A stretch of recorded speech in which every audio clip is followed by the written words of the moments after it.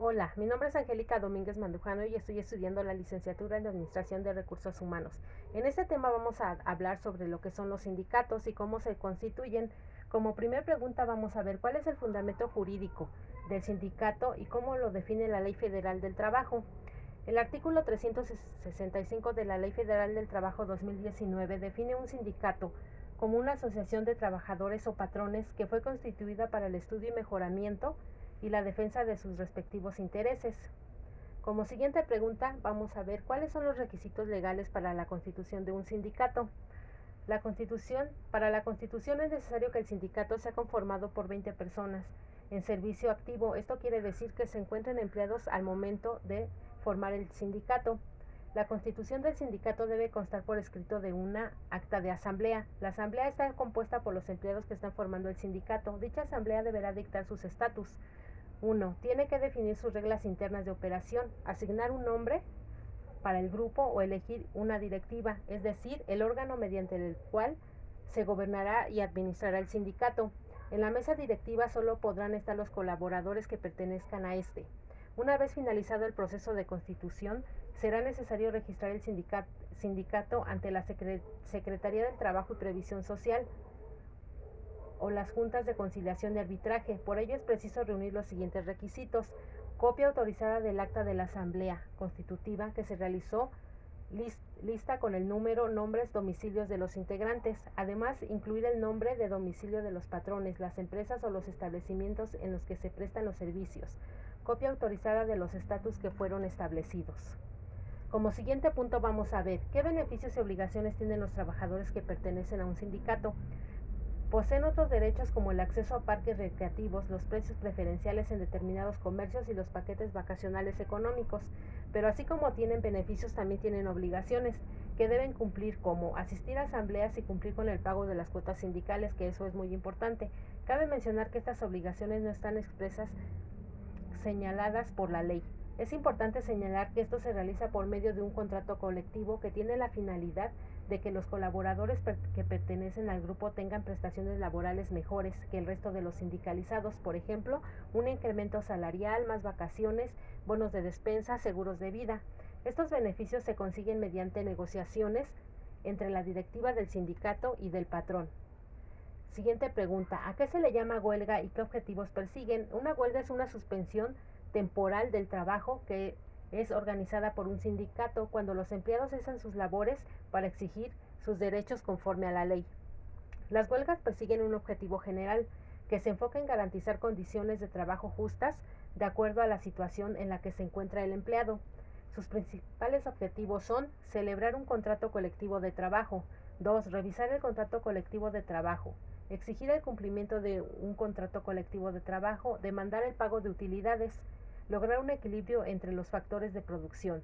Apoyar a otra huelga buscando perseguir algunos de los objetivos legales anteriores. Es importante mencionar que antes de realizar una huelga debe de negociarse con la empresa y tomar por último este recurso que es la huelga. Como siguiente punto vamos a ver qué requisitos para que una huelga sea legal. Requisito de fondo: la base y la motivación de una huelga debe constituir sus objetivos, por lo tanto ayudarán a redactar y cumplir el requisito de fondo. Es importante mencionar que el pliego petitorio reunirá los requisitos establecidos en el artículo 920 de la Ley Federal del Trabajo 2019 para solicitar al patrón una contestación a las solicitudes de los trabajadores en menos de 48 horas. Otros requisitos que debe cumplir una huelga son: requisito de forma: es necesario reunir cierta finalidad para que los colaboradores realicen sus peticiones conforme a derecho, las cuales corresponden a los motivos por los cuales quieren iniciar una huelga.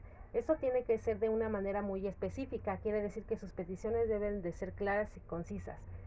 Las peticiones y objetivos deben presentarse en un documento en el que se indique la fecha en la que se realiza la huelga, sin que supere los 6 días a partir de la presentación del escrito. Esto deberá contar con un duplicado que se entregará a la Junta de Conciliación y Arbitraje competente. Requisitos de mayoría obrera: indica que la huelga deberá estar respaldada por la mayor parte de los trabajadores, de forma que al menos el 50% y uno colaborador más estén dispuestos a iniciar suspensión de labores durante el tiempo contemplado. Como siguiente pregunta, ¿qué tipo de trabajos especiales se contemplan en la Ley Federal del Trabajo y en qué consisten? Los principales trabajos especiales que se contemplan en el título sexto de la Ley Federal del Trabajo son los siguientes. Trabajadores de los búnkeres, de acuerdo al artículo 189 de la Ley Federal del Trabajo, consisten en ser mexicanos por nacimiento, nunca adquirir otra nacionalidad y gozar de derechos civiles y políticos. Trabajadores de aeronáutica, de acuerdo al artículo 216 de la Ley Federal del Trabajo, es ser mexicano por nacimiento, nunca adquirir otra nacionalidad, gozar de su... Es decir, los requisitos son idénticos, con la diferencia de que los trabajadores de aeronáutica tienen capacidades y conocimientos técnicos distintos. Otro punto son los deportistas profesionales, que son las personas que practican un deporte y firmaron un contrato de trabajo en un club deportivo o empresa para representarlo a nivel profesional.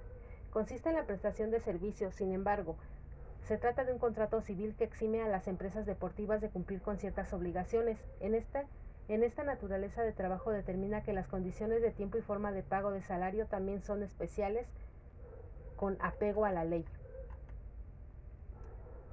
Otro punto es actores y músicos. Se trata de personas que interpretan papeles, canciones, hacen doblajes, locución, actos de entretenimiento, ya sea teatro, cines, conciertos, circos, programas de radio o de televisión. Respecto a esta clase de trabajo, la ley ahonda en los horarios, los descansos, las vacaciones y las demás prestaciones que deben tener las personas que los desempeñan, por lo que se aplican los preceptos legales de cualquier otro trabajador, a excepción del salario. Es donde se indica que puede ser fijado por unidad de tiempo o por temporada. La ley plantea que si los servicios del actor o el músico serán prestados en el extranjero, entonces deberán adelantarse al menos la cuarta parte de su salario antes de la contratación y cómo garantizar sus viáticos. Los artistas pueden generar ingresos superiores a los establecidos en los contratos laborales basados en su imagen, voz y publicidad.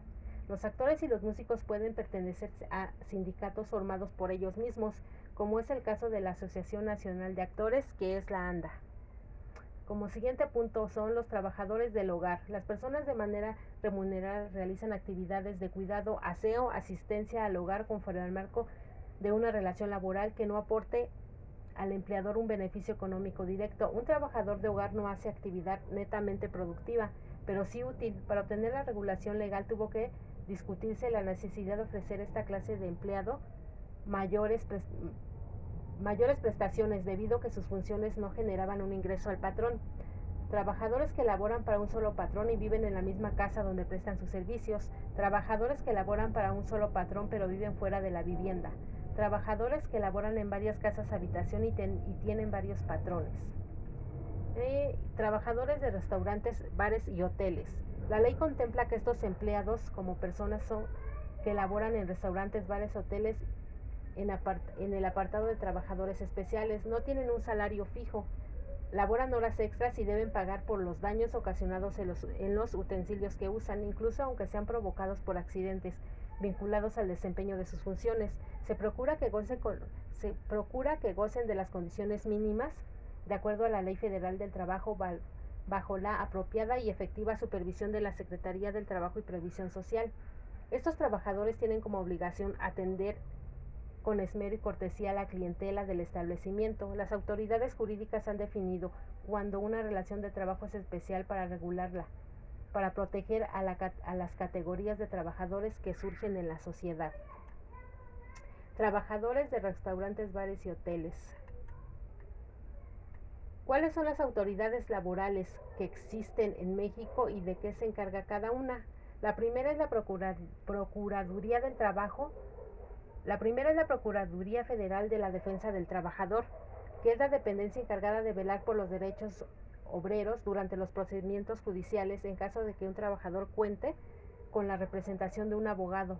Asimismo, brinda asesoría integral en estas condiciones. La segunda es la Junta de Conciliación y Arbitraje. Las juntas de conciliación y arbitraje son las autoridades judiciales laborales que se encargan de impartir justicia en las relaciones de trabajo por medio de la paz social y la armonía, para garantizar la seguridad jurídica, la transparencia y la certeza en la resolución de los conflictos laborales, que sería la Profedet. En tercer punto sería Tribunal Federal de Conciliación y Arbitraje. Este órgano gubernamental es similar al Poder Judicial. el cual se encarga de administrar la justicia en distintas materias, solo que tiene el deber de impartir justicia en materia laboral con respecto a los servidores públicos. Y por último, la Secretaría del Trabajo y Previsión Social es una dependencia del Poder Ejecutivo. Es una institución administrativa vigilante y sancionante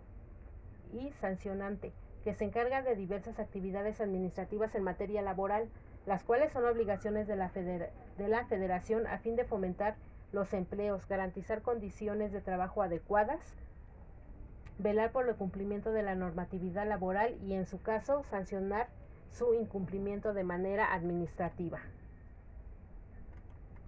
Bueno, esto es todo, espero que haya sido entendible. Muchas gracias.